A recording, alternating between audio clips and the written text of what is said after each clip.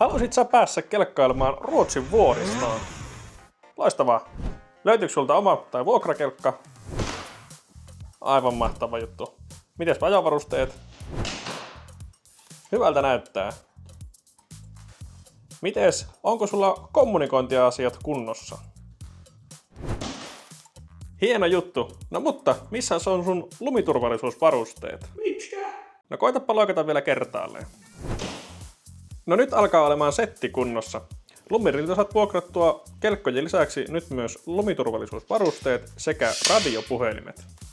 No, mitäs tähän lumiturvallisuusvarustesettiin kuuluu? Airbagillinen reppu, sondi, lapio sekä tietenkin piippari. Lapio on helposti purettavissa pienempiin osiin kuljetusta varten ja siitä löytyy myös näppärä teleskooppivarsi. Ja kyllä, kuulit aivan oikein. Tästä BCA Float 12 lumivyöryrepusta löytyy airbagi, mikä turvaa sinua pahimman tapahtuessa lumivyörytilanteessa. Airbagin saat laukaistua vivusta, mikä löytyy olkainten etuosasta. Sondin avulla on toki helppo mitata lumen syvyyttä, mutta tarkoitushan tällä on tunnustella mahdollisesti lumivyöryn alle jääneen kaverin tarkka kohta, josta tiedetään lähteä lapiolla kaivamaan häntä esiin.